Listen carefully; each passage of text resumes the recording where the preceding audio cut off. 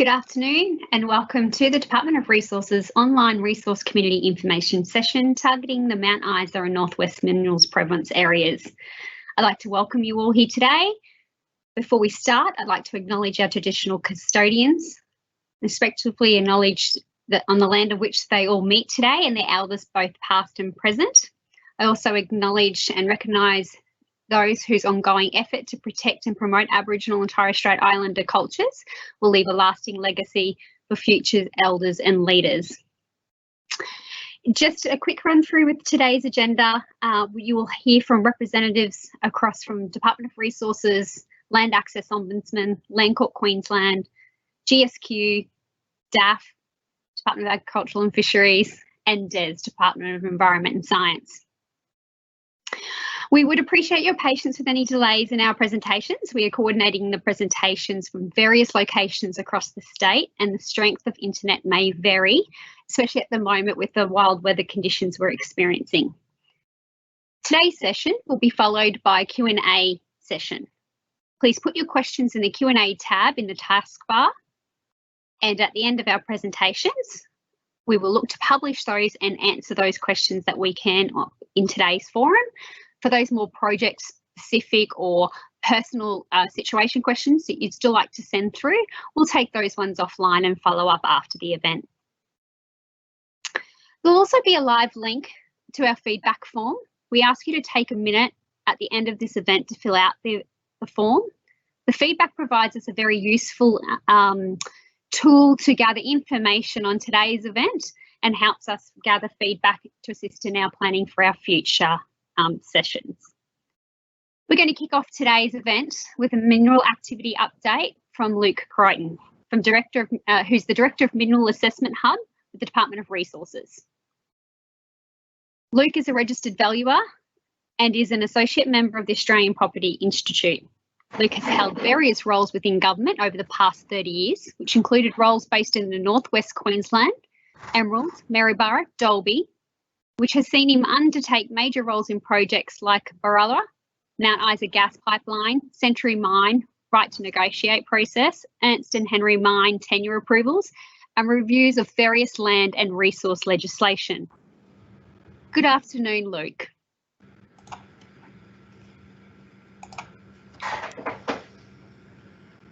Thank you for those kind words there, Alice, and I'd also like to acknowledge the traditional owners and pay my respect to their elders, past and emerging leaders.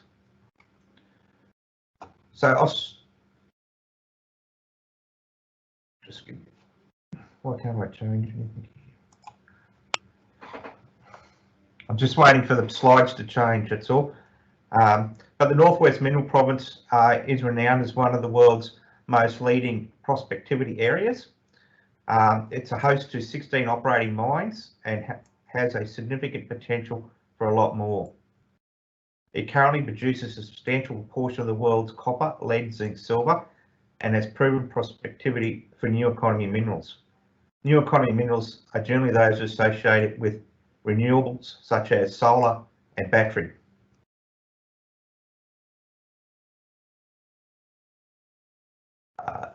As most people probably in the Northwest would understand, that the operating mines out there are dominated by Glencore with their Mount Isa operation, George Fisher, Lady Lorena and Ernest Henry.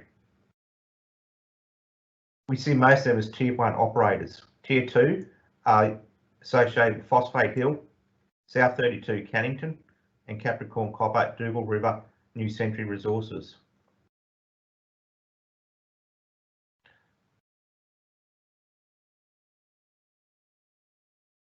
So the next few slides, when they pop up, we'll look at some of the projects that we see coming online over the next 4 to 5 years.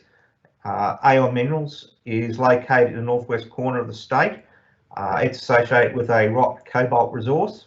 Multicon Resources, the St Elmo project, is vanadium, a new economy mineral, with the start production date planned for 2021. Hammer Minerals, Jubilee and Kelman deposits, located between Mount Isa and Cloncurry.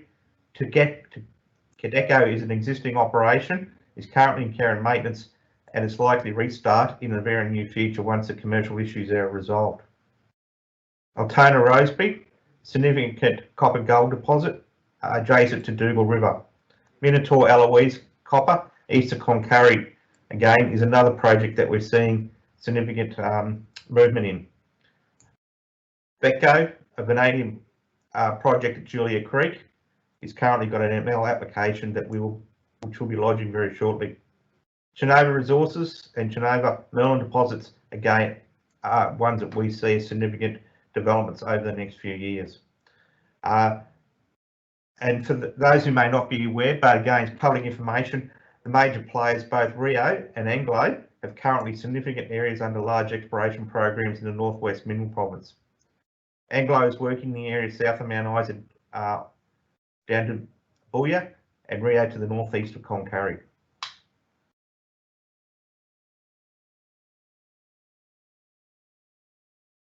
So the slides will run through some mapping there on the left, which shows exploration permits. The green ones are under application and the red ones have been granted. So it'll just do a time lapse run since 2012 through to 2021. The idea is to give you an indication of the area that's undercover.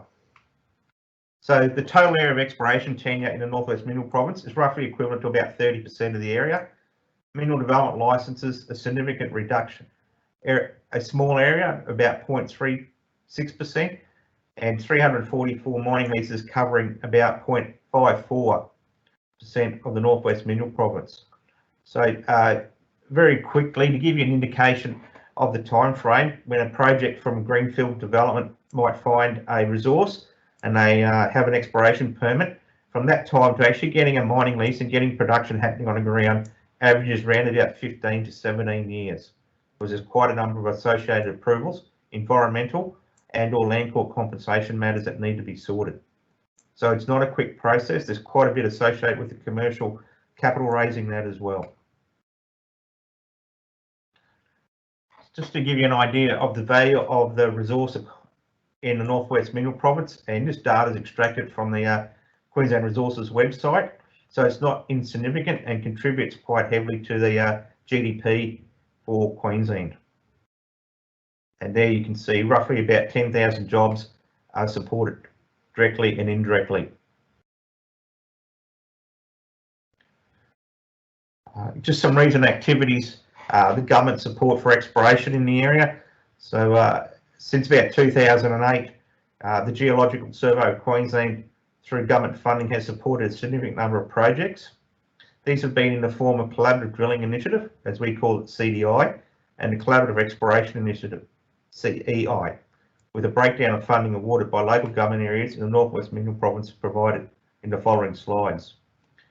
A bit of a plug, the new round for CEI applications opens on the 1st of April, and that's worth up to 2.5 million, and we encourage those resource companies online to take up and certainly investigate that option and put in an application where you think it's appropriate.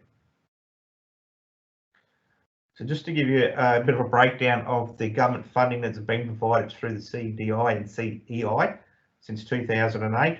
So for the years 2008 to 2016, it's about 3.5 million, 2017 to 2019, 2.5 million, and last year a significant amount of 2.6, which is a lion's share of the money that was available. So you can see the government is heavily supporting exploration in the Northwest Mineral Province. Just to give you an idea where that 2020 CEI money was allocated to. So you can see the projects there on the map where that money went to, and most of those are associated with exploration for either significant projects or new economy minerals.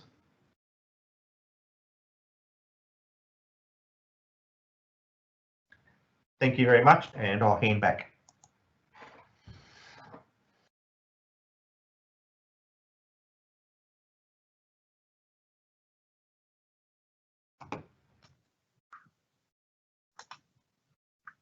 Thank you, Luke, for your informative presentation on the range of current mineral activities in the Mount Isa and Northwest Minerals Province areas. We can see there's a wide range of diverse activities and a key area for resource growth in the coming years, and definitely an area where we'll be targeting more of our engagement efforts.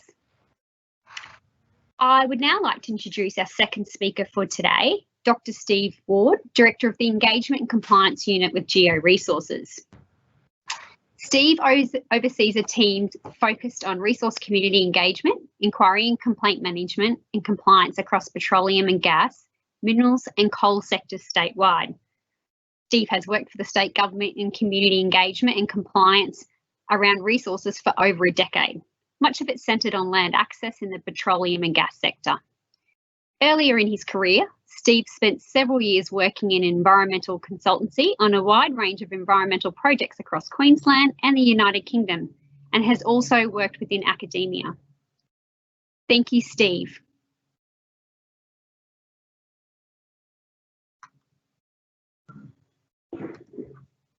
Okay, thank you very much, Alice, and welcome everybody from me for this afternoon resource community information session. I'm very happy to be presenting. So, first of all, I'd like to echo the sentiments of Alice and Luke regarding traditional custodians, past, present, and emerging leaders. Now, today I'll be talking a little bit about what we do and who we are, and then a quick overview of the land access framework as it relates to mineral exploration.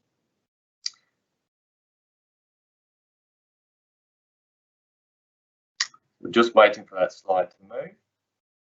There we go. So in terms of who we are, so the department is very committed to engaging with the community and other stakeholders, undertaking compliance activities as well. They're all critical roles of the Department of Resources. So with this in mind, the department has a dedicated unit that offers a coordinated approach to resources engagement and compliance. We offer a range of services and have staff located across Queensland, allowing a local presence and boots on the ground. So a bit about what we do. So from a compliance perspective, we work with different stakeholders, including industry. And in terms of industry, we want to make sure that the resources sector has the support, guidance and information necessary to meet its statutory obligations. We seek to ensure our approach to compliance is risk-based, transparent, consistent, independent, proportional and fair. These principles and practices that underpin our compliance and enforcement activities is within a publicly available compliance framework, compliance strategy and compliance plan, and you can find that on our departmental website.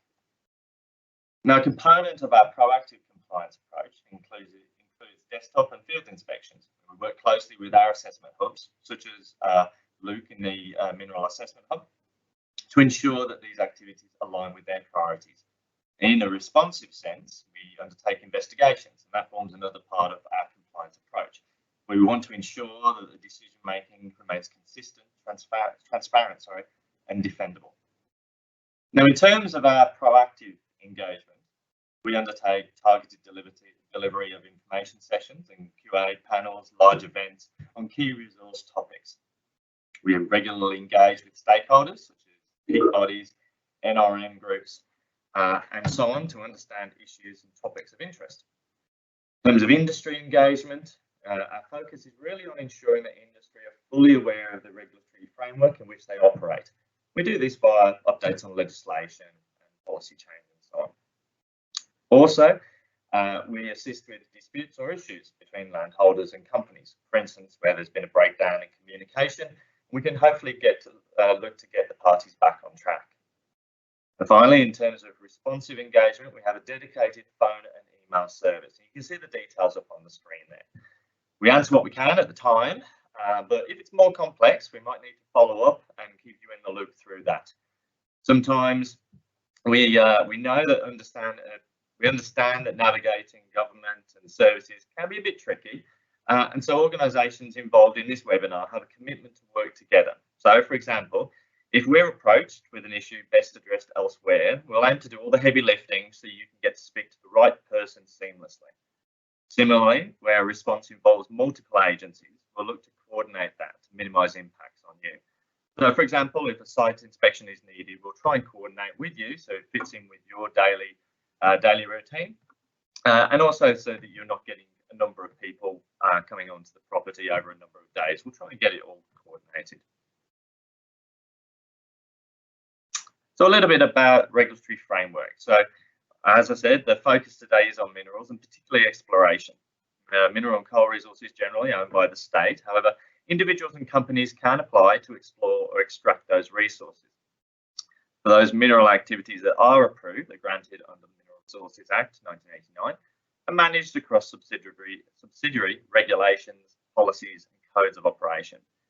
And it's worth noting different resource authority types provide different rights to access to the mineral resource. So in terms of the types of tenure, a quick rundown in terms of exploration permit for minerals, or EPMs, they are generally there to determine what minerals exist, their quality, quantity, and then we have mineral development license. This is really where the minerals have been discovered to exist in the EPM, and granted where significant mineral deposits, we believe there's possible economic potential there. And it allows further studies essentially of a resource and assessment of the development potential of the site. Finally, mining leases. So this allows the miner to conduct larger scale mining operations and can be issued for any specific mineral.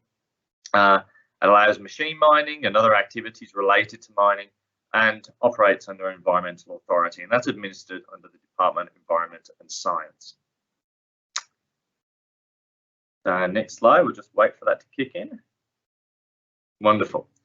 So a bit more now, focusing in on the land access framework. So this framework falls under the Mineral and Energy Resources Common Provisions Act 2014. So the framework in what we're talking today covers exploration permits for both coal and minerals and mineral development licenses. It does not cover obligations related to mining claims and mining leases, which have different land access and compensation provisions set out under the Mineral Resources Act 1989. The framework recognises that where they are affected by resource company activities, landholders are entitled to know what activities have been undertaken, entitled to provide feedback into processes associated with advanced activities to the extent that they relate to the landholder, and receive compensation for impacts associated with those activities. So to facilitate this, the land access laws include a land access code, which I'll move to in a second, entry requirements for preliminary activities. So these are no impact or minor impact. So for example, walking the authority area. Also negotiation of conduct and compensation agreements before entering an advanced activity. Entering for advanced activities, I should say. So those activities are where there's more than a minor impact. For example, vegetation clearing, well drilling, and so on. There's a statutory negotiation and dispute resolution process, and also a restricted land framework. So these are, restricted land is essentially land around particular buildings or areas that the resource company are not allowed to enter without written consent of the landholder. So now focusing in on the land access code. So this is really a key component of the land access framework. It's a code that includes best practice guidelines, but also mandatory conditions related to land access. It's a condition of the resource authorities to comply with the mandatory conditions of the land access code. So these mandatory conditions, they're numerous, but they include things like inductions of persons, access points, roads and tracks, livestock and property, preventing the spread of declared pest species, and gates and fences, as an example. Just wait for that next slide to pop up.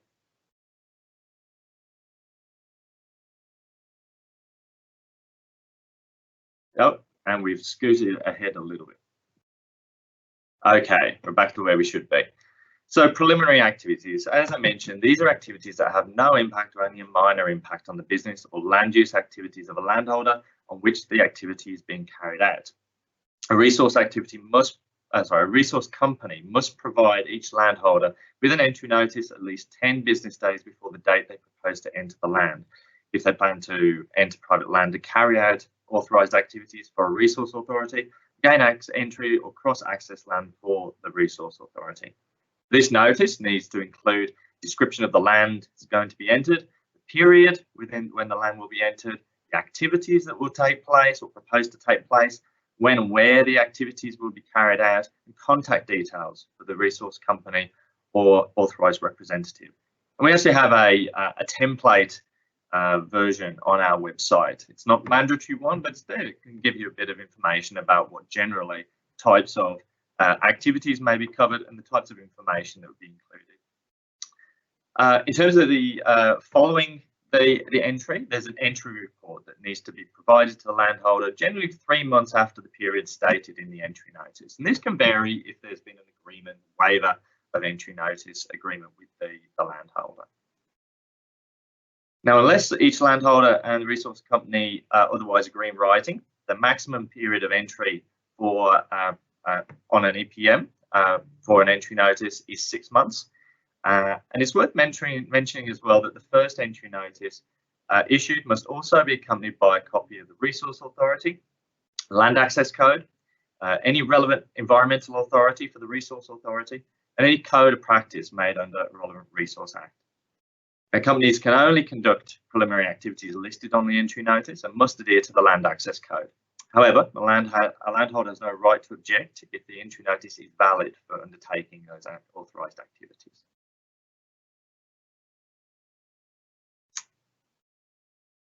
Righto, advanced activities. So as I mentioned, these are activities where it's more than a minor impact. A resource company cannot generally enter private land to undertake advanced activities unless they've entered into either a conduct and compensation agreement, and that's by far the most common type of agreement, a deferral agreement, which would essentially agreement between the landholder and company to defer that conduct and compensation agreement, or an opt-out agreement. Entry notices are still required unless it's been part of that agreement or where entry has been waived. A resource company is liable to pay negotiation and preparation costs necessarily and reasonably incurred in the negotiation of a CCA or deferral agreement. This includes accounting, legal, valuer, and agronomist costs. So where a resource company decides not to continue with a CCA, a landholder is entitled to recover necessary and reasonable costs of the negotiations. I guess for this we recommend that the landholder and the company get on the same page early on in the process and really start that communication nice and early. It also provides a graduated negotiation and dispute resolution process. So hopefully you'll never need this. Hopefully the negotiations go really well and it's very amicable and productive. But it is there to provide support for either party to support those productive negotiations and progress it along. So you can see on the screen here, there's different elements of that. Ultimately, it can end up in land court, but there's a lot of different steps in there to really bring the parties together and work through any disputes that there may be. So next slide. Okay, a little bit about conduct and compensation agreements. As I say, it's the most common type of agreement. They generally set out how and when entry will occur, how the authorised activities must be carried out, and compensation liability to the landholder. However, it can also cover negotiated property-specific conduct conditions, compensation timing, type and amounts, a manner of resolving disputes or varying the CCA. Now, after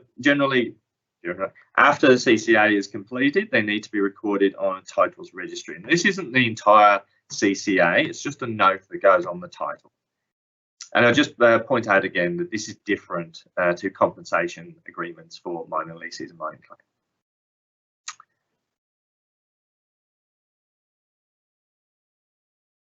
Righto, that brings me to the end of my quick run through of land access in and around mineral exploration. Thanks very much for your time. As mentioned earlier, our unit, Engagement and Compliance Unit, is a resource community information line and email service for inquiries, concerns, complaints in relation to resources. So those are up on your screen now, and feel free to use us and get in contact with us if we can be of any help. Thank you very much.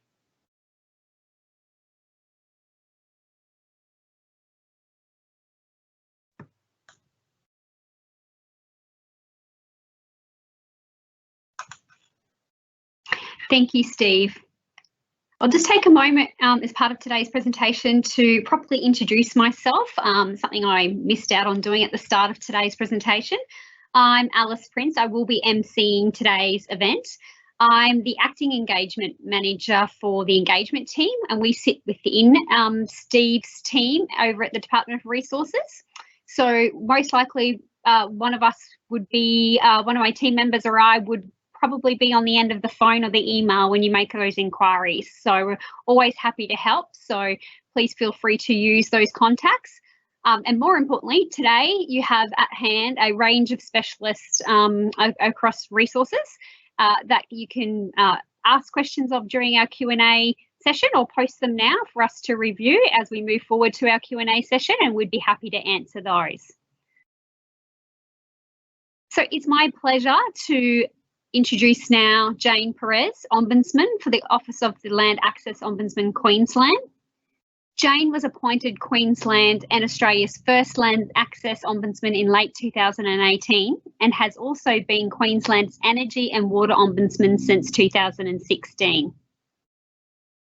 Jane has more than 25 years' experience in customer service, complaints management, mediation, conciliation and dispute resolution, and holds an MBA majoring in dispute resolution. Having grown up in a family business in rural New South Wales, Jane understands the complex and often emotional nature of relations between business, industry and landholders and the disputes that can arise. Jane is a member of the Australian New Zealand Ombudsman Association and the peak body for Ombudsmen in Australia and New Zealand. I would now like to hand over to Jane. Thank you.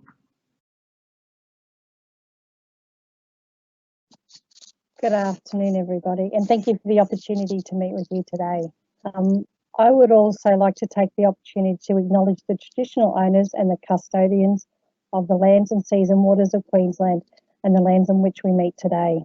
On behalf of the Land Access Ombudsman, I pay our respects to the First Nations elders past, present and the future leaders who continue the cultural and spiritual connection to country. So today I just wanted to take the opportunity to share with you the information about the Land Access Ombudsman Service and how we can assist you in any matters. Okay. Sorry, I'm just having a little bit of slowness with my computer. Won't be one moment. Oh, there we go. Thank you. So just to share with you what we do, the main purpose of the Land Access Ombudsman is to investigate alleged breaches of the conduct of compensation and make good agreements. We work hard to resolve the disputes quickly and efficiently, and we operate independently of the government. So my appointment is made by the government, but we actually do not report through to a minister. I do provide information and advice to relevant ministers in any matters that come through to us or that may be relevant to any acts which they're administering, but the decisions and actions in our offices are standalone. We also identify and report on systemic issues. And for those of you who may not have ever dealt with an ombudsman or aware of an ombudsman, we work very much in working with both parties to attempt to resolve the matter rather than be making a judgment or a decision on an issue.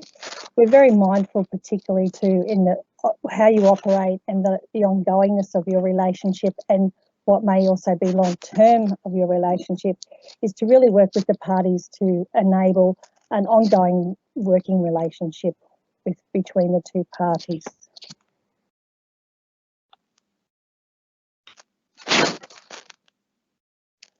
So as I said, the role of the Ombudsman is a referee, not a judge. What we do look at, one really important factor, and I'd like to just spend a few moments on it, is looking at what's fair and reasonable.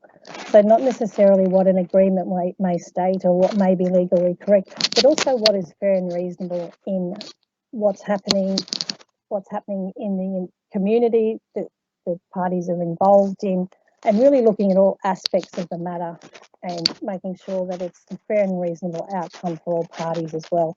So we are able to look at things through a number of different lenses, which makes the role of an ombudsman and the work that we do quite different than probably you may experience through other ways.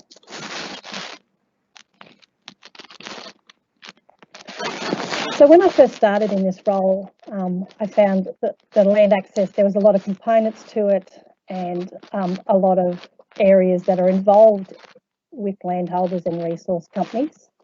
And my first thing was, how do I actually understand this and how do I navigate it? So one of the first things we did was actually look at, let's sort of map it out a little bit and make it easier for people to understand. If they've got an issue, where are they at in the process, and then who would be able to assist them? So we developed this, what we all commonly refer to it as the map, and that's up there for you. And all of the agencies that you deal with today and with my office, we have this available to be able to download it off the website, or you can contact us and we'll be able to send you out or email you out a copy.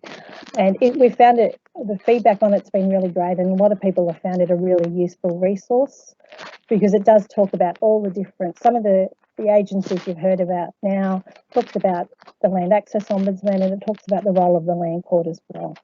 So it's a really great resource. So I just wanted to share with you a little bit more about coming through to the Land Access Ombudsman. So we are free, fair and independent, I've spoken about. So we always like to operate quickly and efficiently. We understand, that you're all working with time pressures. There's a lot going on in your lives as well, and a lot going in what you've got to do on your land every day. So we like to work quickly with you, be efficient as we can, with as little formality as possible as well.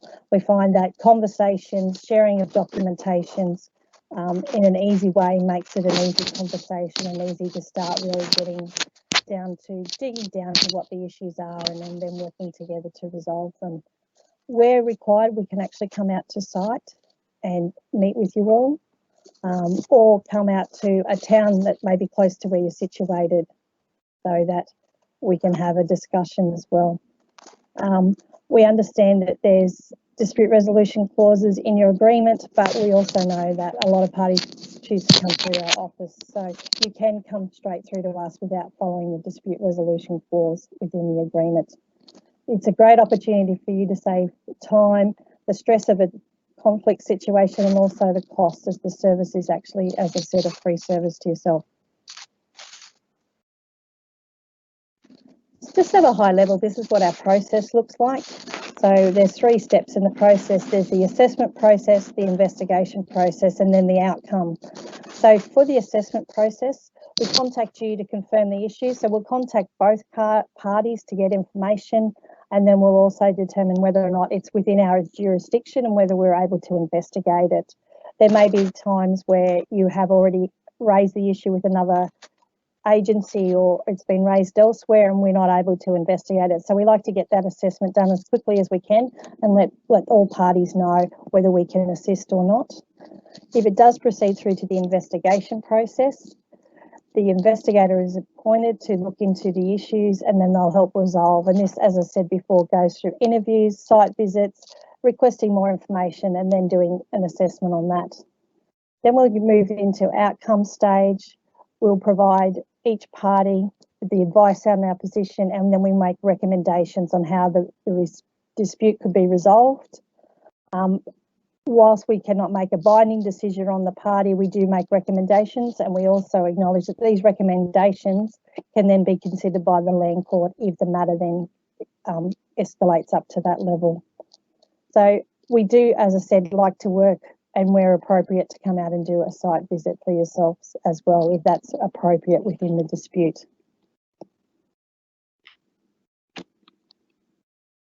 So I just wanted to share some of the common issues we've seen, just in case you're wondering what that may have been. So biosecurity and washdown concerns, that's a lot of what we get, and that's a lot of the calls that we get through to our service as well, if the matter doesn't proceed, but at least there's some of the issues, and they tend to be one of a number of issues normally that a landholder has experienced. We also have had issues regarding damage and disrespect to property or equipment, or to some of the employees of the landholders, or from the landholders back to some of the resource company employees. Gate and access issues, communication breakdowns is a lot of the issues that we deal with, and when we get down and do the investigation and look into it, a lot of the cause of the conflict that the parties are going through has come through from a communication breakdown.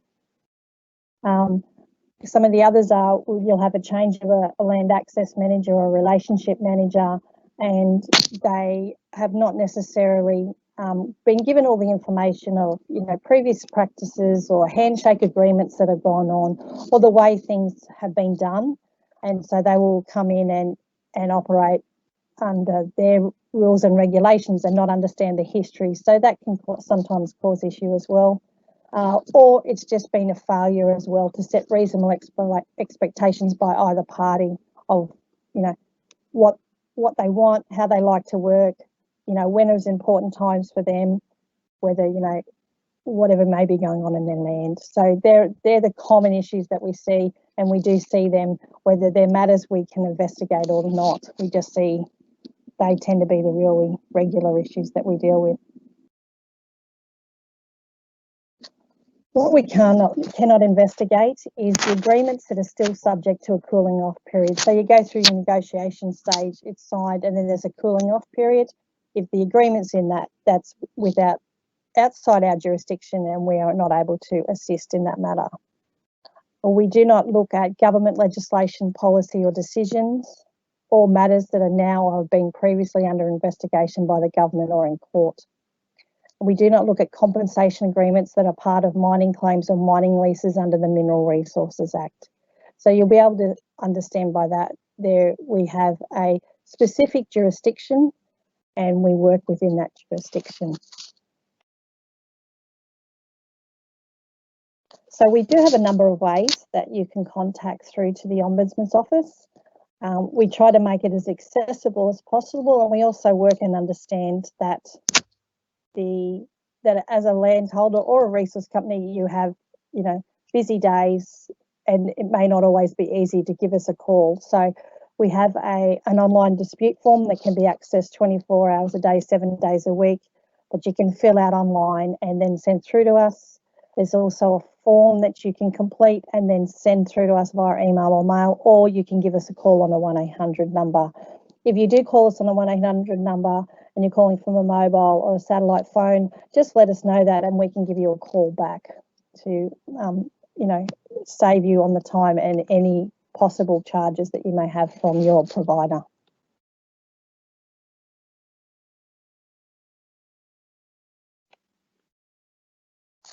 So for any more information that you may have, there's a copy of our website, is www.lao.org.au.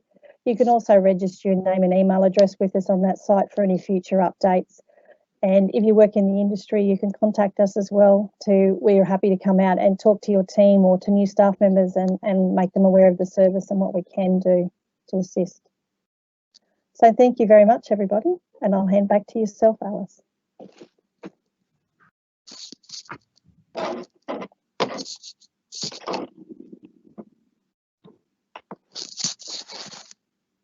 Thank you, Jane. Just to let you know, we had a little bit of audio issues throughout Jane's presentation, but we are filming this presentation and we'll make it available to everybody who has registered for today's event, and it will have a transcript that goes with it.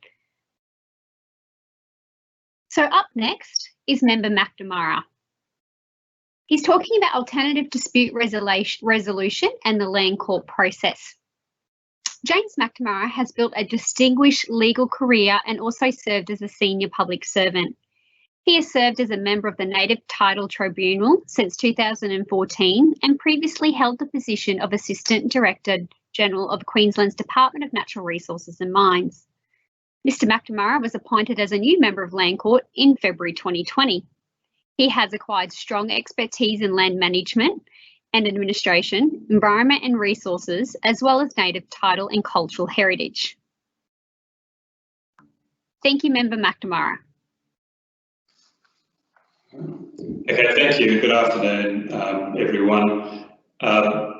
From listening to the previous presentations, I don't propose to go through my material slide by slide necessarily. I think Steve Ward spoke in great detail about the nature of conduct and compensation agreements. What I want to do is really talk about who the court is and the role of the court and the part it plays in land access issues.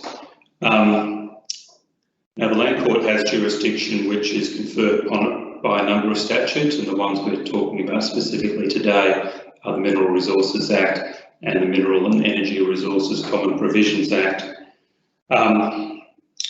Joan Perry's described herself as a referee, not a judge.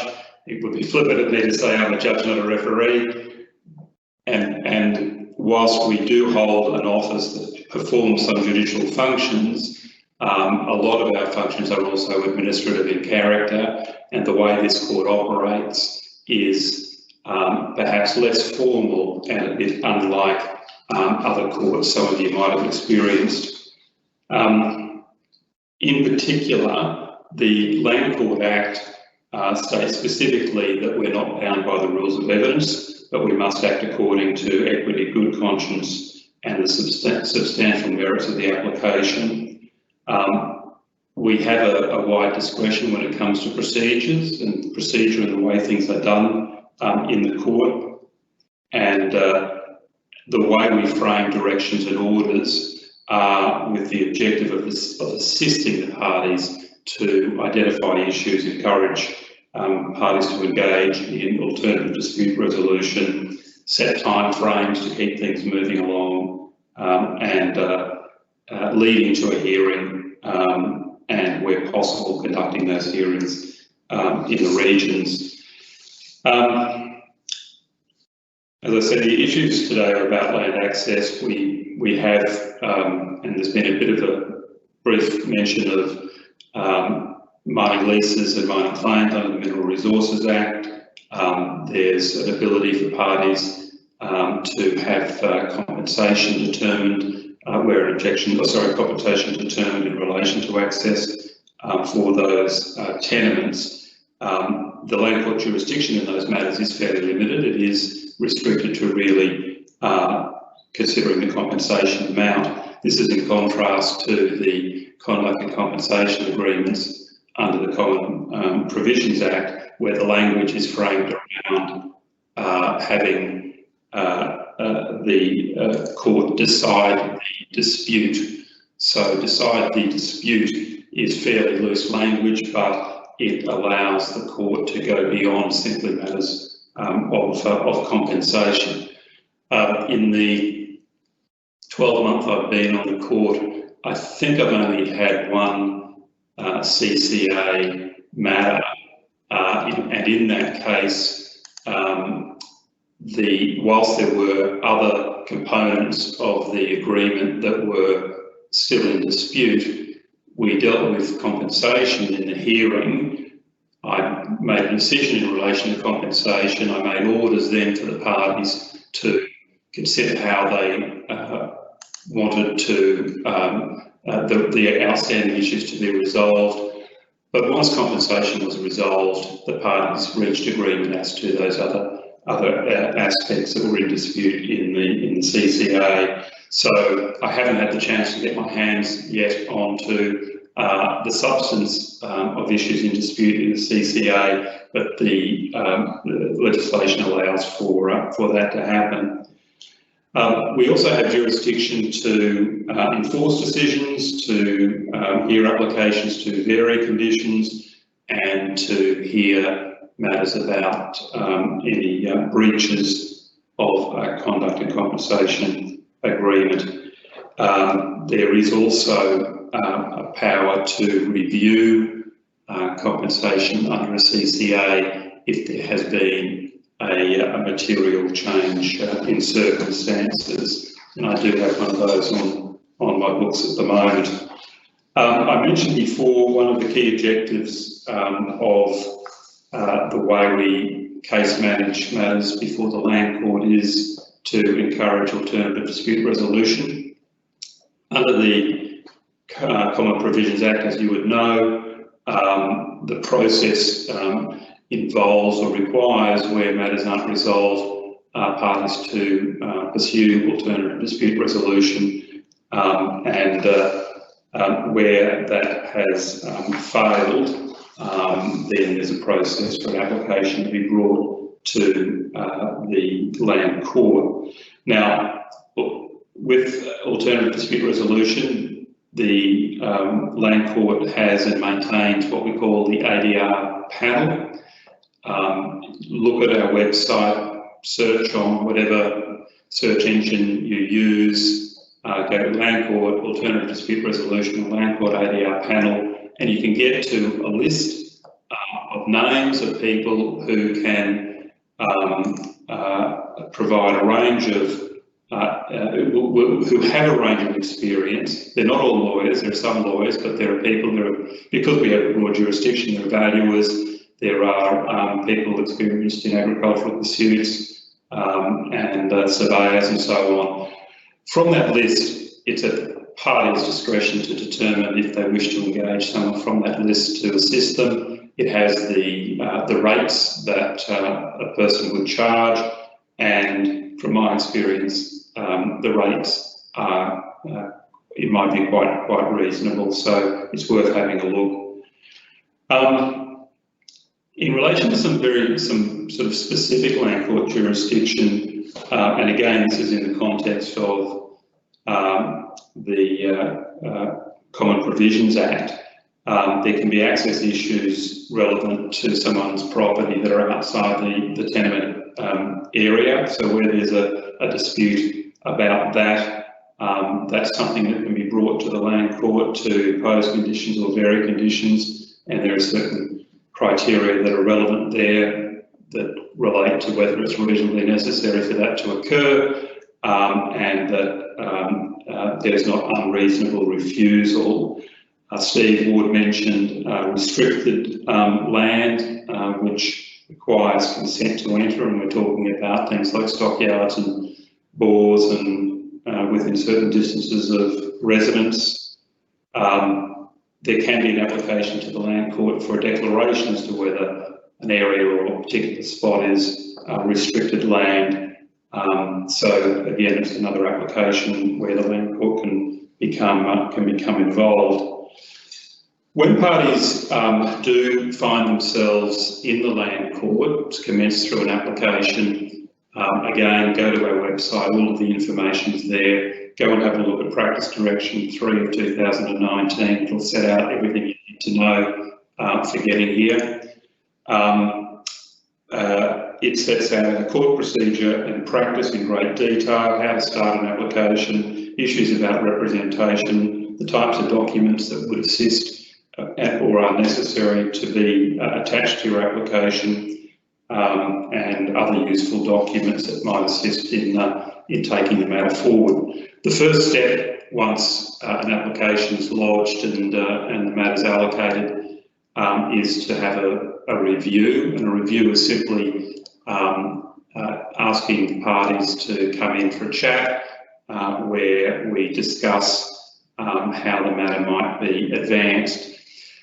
As you'd be aware, when people commence a process in a court, it often sparks some enthusiasm to have a bit of a chat, and parties might start negotiation if there hadn't been negotiation beforehand. So at that review, if it's before me, for example, I'll be finding out whether there's been some conversations going on and whether there's a possibility that some mediation might assist, or that the parties themselves are working well to resolve issues, in which case we're not going to push them into a courtroom to have it resolved. We'll give the parties a bit of space to try and work things out. It's not necessary for parties to have legal representation if they don't want to, or if they don't feel it's necessary. It's a pretty low cost jurisdiction. If parties are able to reach agreement about the way things are going to move forward, that's great.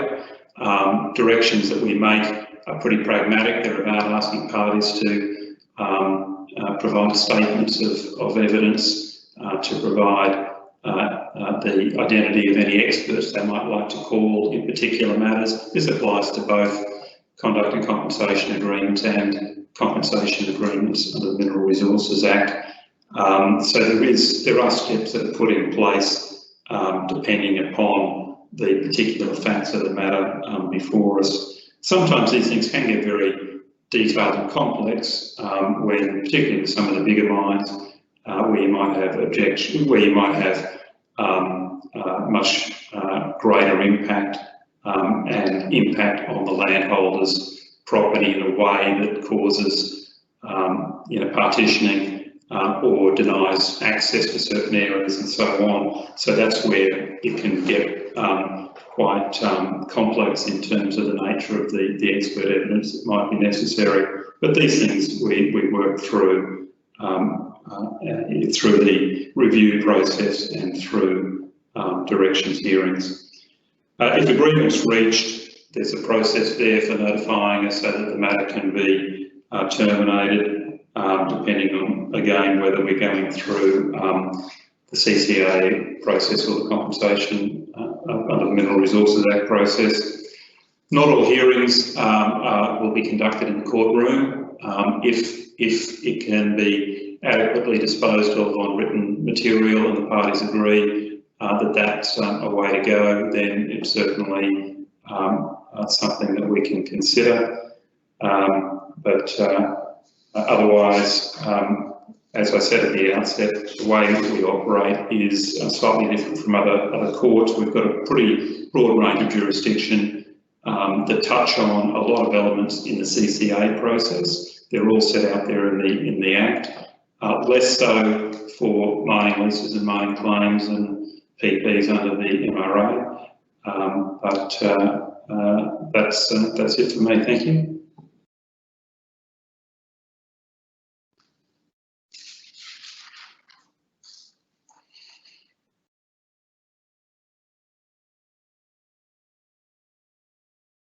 Thank you, Member McNamara, for your informative presentation on the role of the Land Court and the ADR options now available. It's reassuring to know that the dispute resolution panel is in place, and I think it has been made really clear that there is a range of expertise at landholders' disposal should the need arise. I'll just take a quick moment. Today's session is being followed by a Q&A session, so all of our speakers will stay online and is available to answer any questions. We do that through the Q&A panel on the side of your screen, so you can submit your questions there and we will review them. If we don't get a chance to answer all of those questions today, we will answer them privately, so every single question will be followed up on. Okay, moving along, I'd now like to invite Laura Steele from Geological Survey of Queensland as our fifth speaker. Laura Steele is the Manager of Industry Engagement at the GSQ within the Department of Resources. Laura has an extensive background in industry engagement and translational research within the higher education sector, with roles spanning collaborative research centres and university research institutes across a range of disciplines. Laura's portfolio is responsible for GSQ's strategic engagement with industry and facilitates the government's Collaborative Exploration Initiative, the CEI that Luke previously referred to encourage investment in underexplored areas of northwest Queensland and supporting innovative exploration techniques. Thank you, Laura, and welcome. Thanks so much, Alice, and thank you everyone for your time today.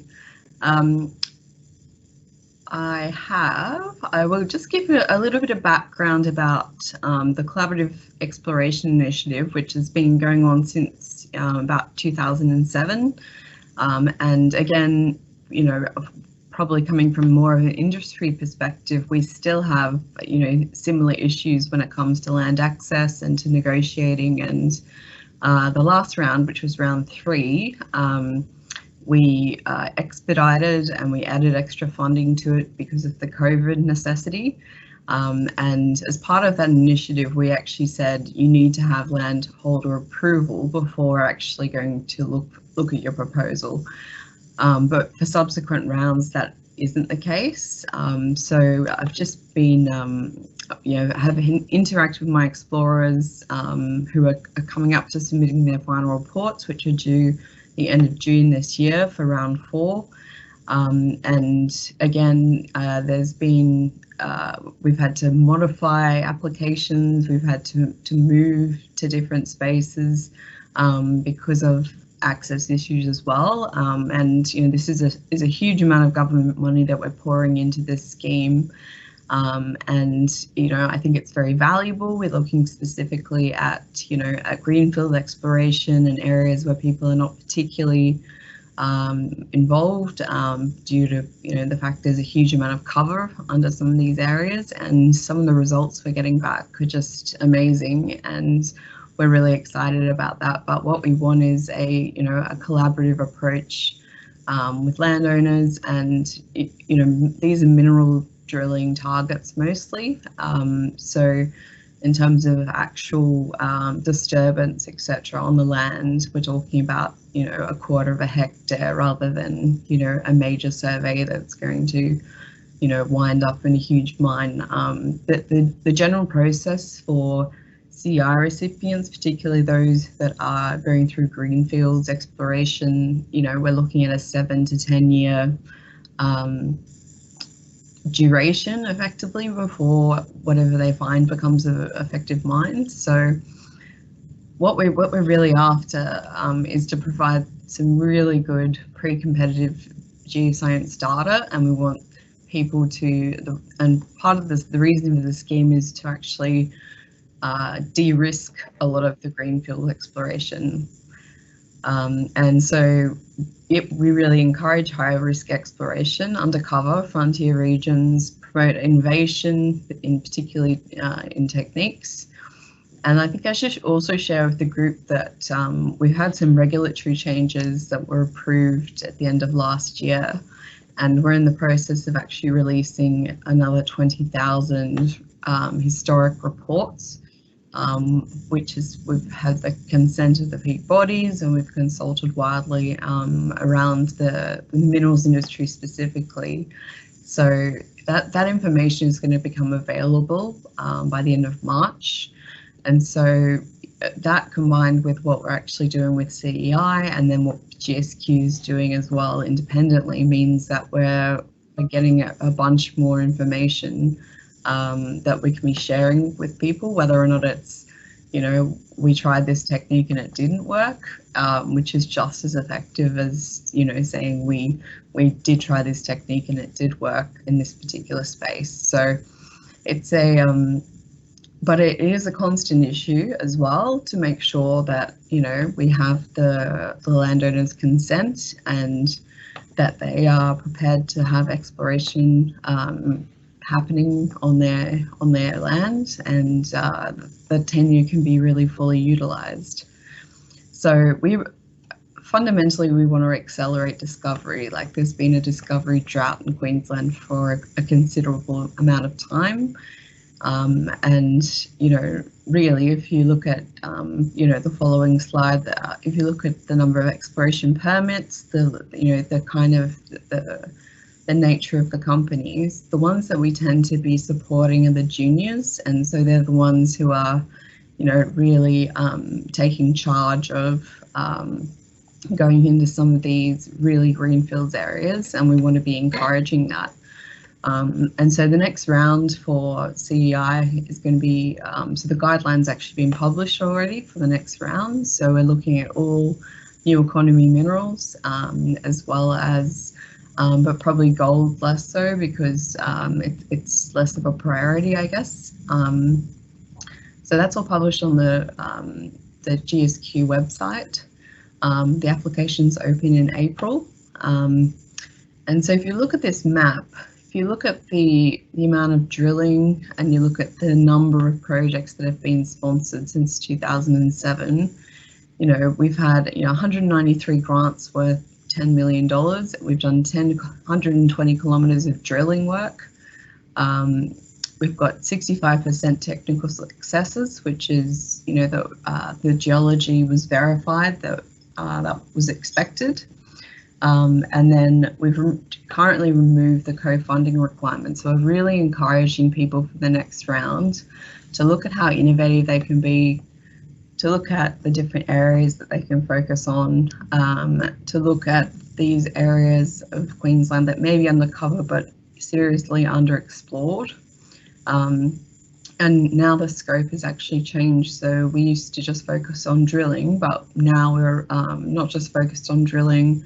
We're looking at geophysics, we're looking at a range of other things, and we've actually expanded the grant scheme for the entirety of Queensland. So all explorers, within that new economy minerals mandate are eligible for the next lot of grants. So the last round was a big one.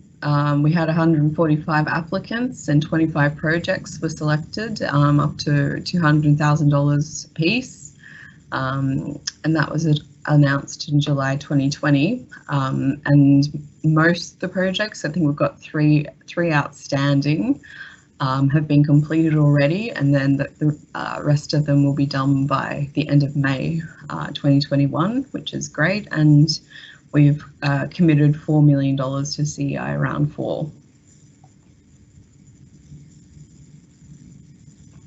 So if you look at the funding scheme over time and you've looked at the sort of, I guess, the priorities, we have been pushing this with Treasury and with a range of other government entities in order to enable exploration success in these areas. So if you look at the, the 2000 and look at column 4 for the Collaborative Exploration Initiative, that was $4.5 million. And now we're looking at probably 2.5 million for the rest of, the next 3 financial years. So the guidelines now available and open for applications in April 2021, and we're really keen to get as many people on board to be part of this initiative.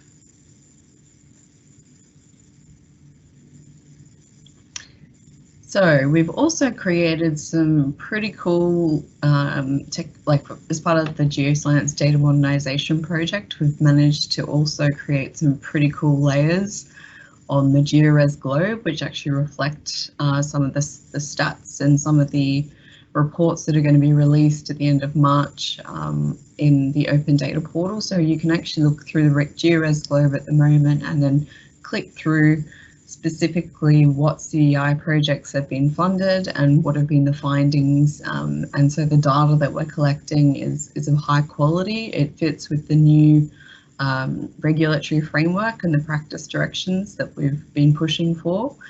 And generally, for the benefit of industry, like, we are also really keen to take on feedback if we need to look at updating the guideline or making it more usable. So please do contact us if there's any particular issues. We're looking at engaging with the labs themselves to see if they can actually output the data in the format that we'd like it, but we want it to be pretty much perfect by the time we hit them up for that activity. So all feedback is very welcome. So thank you all for your interest, and thank you for your time.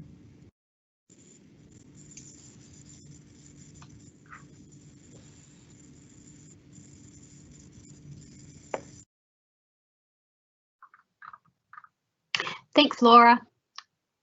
Laura referred to GeoRes Globe within her presentation.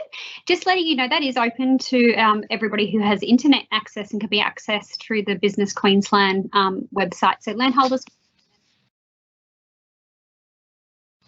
Open Data Portal and GeoRes Globe. Again, please feel free to keep those questions and answers coming, sorry, not questions and answers, we'll do the answering. Those questions coming forward. We'll be getting to the Q&A section shortly. We've got 2 more speakers coming up, so Daph and Des, and then we'll be heading over to the Q&A. So I'd like to introduce our 6th speaker for today, Kim McIntyre. She's from the Department of Agricultural and Fisheries and specifically biosecurity. So Kim works on Biosecurity Queensland as a grains biosecurity officer. Her role is supported by grains industry and involves assisting property owners and industry in understanding their general biosecurity obligation and identifying and mitigating biosecurity risks. She's a strong advocate for farm biosecurity planning. I think I can hear Kim. She's ready to go. I'll hand over. Thank you, Kim.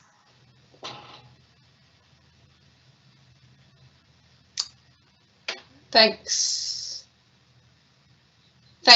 Alice. I think I've gone live. Yep, okay, sorry. It just took a little bit for the thing to kick in there. So in my talk today, Alice, I'm going to cover the concept of biosecurity. What what it is and why it's important, and how people who do need to enter properties can ensure that they're following the best biosecurity practice. I won't be covering those practices in detail, because what we like people to think about it is in the area of risk and identifying what those risks are. So just waiting for my first slide to come on. There we go. So the usual definition of biosecurity is that it's the protection of farms, industries and the natural environment that could be harmed through the introduction of new pests and diseases and weeds. But farm biosecurity is quite a broad concept which encompasses everyday and often simple activities that occur on any farm or in any business for that matter. So good biosecurity practice should be about everybody working together to keep Australia and our farms and natural environment free of damaging pests, weeds and diseases. In practical terms, a lot of people are responsible for biosecurity. It starts well beyond the farm gate and even outside Australia. To give you an example that demonstrates how everybody has to play their bit, over the past 12 months, COVID-19 has impacted the Australian way of life. In order to protect people, businesses and our communities, we've all been subject to a range of biosecurity procedures that were aimed at reducing the risk of coronavirus entering and becoming endemic in Australia. So the federal government, it secured our borders and closed our international border. The state government closed state borders on and off over the period and imposed a lot of movement restrictions. And at a personal level, some people had to isolate or quarantine.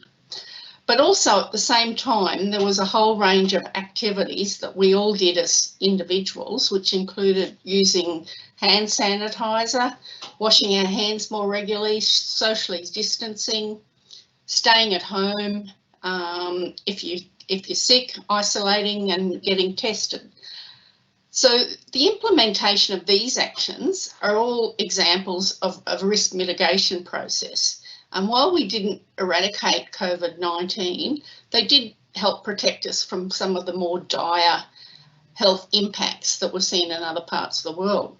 Likewise, farm biosecurity is aimed at introducing measures to protect our agricultural production from pests and diseases. And just like it was important for everybody to adopt good hygiene practices to keep us safe from coronavirus, it's also important to adopt good practical measures to keep farms and communities safe from pests and diseases.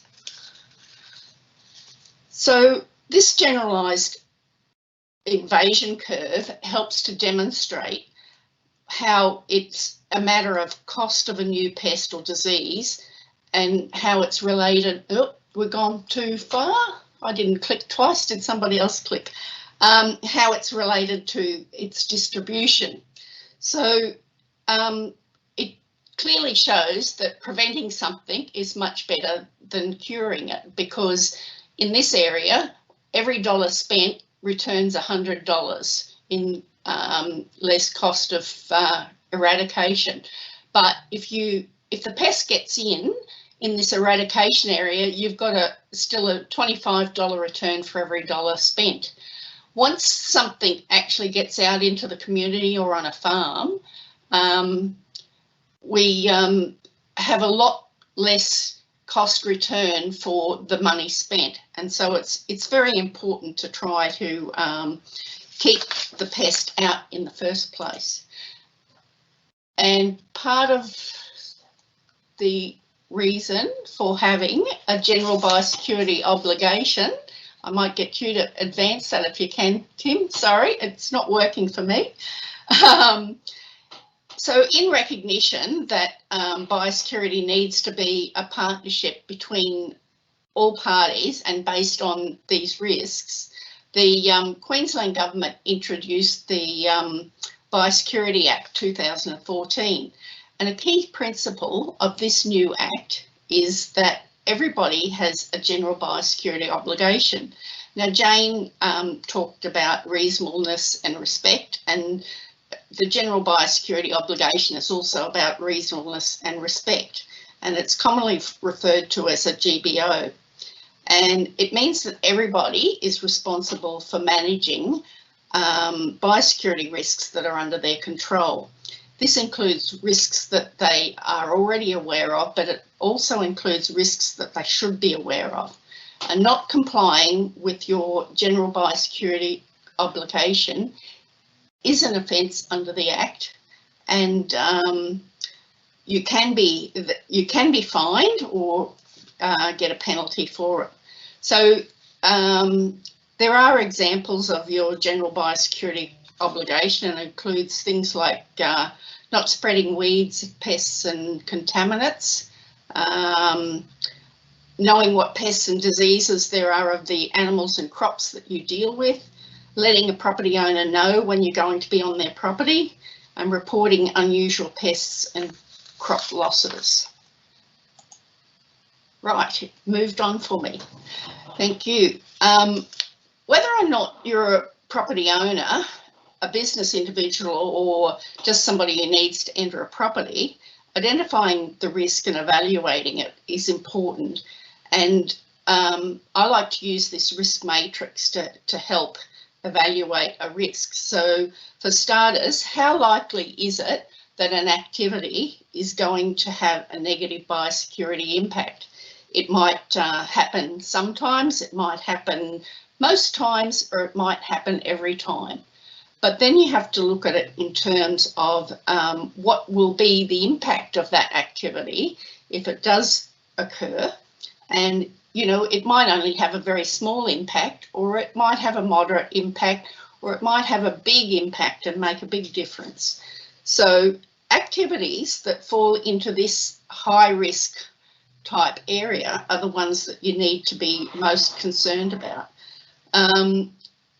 But again, just because they are a high risk activity doesn't mean that they can't happen. It just means that you need to take some risk mitigation to ensure that you haven't, that you've mitigated that risk.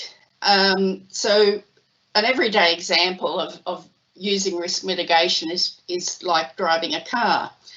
It's a very risky activity, but we do things like we make sure our car's roadworthy, we drive to the speed limit, and we wear a seatbelt. So all of these activities take, they don't eliminate the risk, because you can never eliminate a risk, but they do make it more likely that even if you do have an accident, you will not be injured. So it's about risk mitigation. So let's look at how that applies then to going onto a property. Likewise, when you're entering a property, that has a risk of bringing on new pests and diseases. However, if you adopt good biosecurity practices, such as following a property's biosecurity plan, and adopting come clean, go clean type principles, you can reduce those risks. So many people ask, what is a biosecurity plan? Basically, it's just a set of measures, and they have to be specific to that property. So I can't give you a cookie cutter biosecurity plan, but they're designed to reduce the risks of pests and diseases entering and establishing on or being spread off that property. So there are some general concepts of each plan, and but individual farms need to make their own plan. And some of the things that landowners might think about is putting up signage to limit access points. They might have designated parking areas. They might keep vehicles to certain areas, such as formed up roads. One particular thing is not allowing people who have recently returned from overseas to come into contact with livestock and crops, because that's a very high risk activity. If you're somebody who's accessing a property, it's communication is pretty key. You should be respectful of that business and communicate with them about their biosecurity needs. Look at your come clean, go clean principles, and always observe that general biosecurity obligation. So, oh, didn't click. Oh, that's right, sorry. Okay, so to help with this, Biosecurity Queensland is in the process of developing a checklist that helps the user to consider their general biosecurity obligation when entering a property. This checklist will be in an app form and accessible by a QR code or as a downloadable icon, so it's something to look out for. And so developing a biosecurity plan is sometimes seems daunting, but it doesn't have to be. There's plenty of information available on the Farm Biosecurity website, and there's plenty of templates that can get you started. And one of the ways that I like to approach a farm biosecurity plan is by overlaying your normal property plan with a biosecurity overlay. And with that biosecurity overlay, you can look at where your production areas are, which are the more important areas to protect. And that's where you need to put in your higher risk mitigation. So for example, around your house might be a cool area, and you know, visitors can come and go to your house quite easily, but where you produce your crops or have your stock, that's going to be your hot areas, and really you want to limit the activity to that area. But there's not enough time to talk through biosecurity plans fully in this talk, and the key message that I want to leave is about biosecurity being everybody's business. Everybody has a biosecurity obligation, and we all need to work together about protecting all of our livelihoods. Thank you, Alice.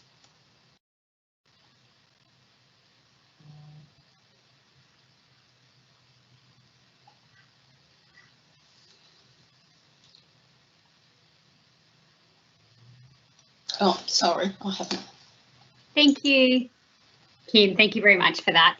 That was a great presentation. I think it's really important that as landholders, community members and tenure holders understand that, you know, two-way conversation and keeping those lines of conversation open is really important when it comes to discussing biosecurity matters and understanding the requirements from a landholder's perspective as well as a tenure holder's perspective. So we're nearing the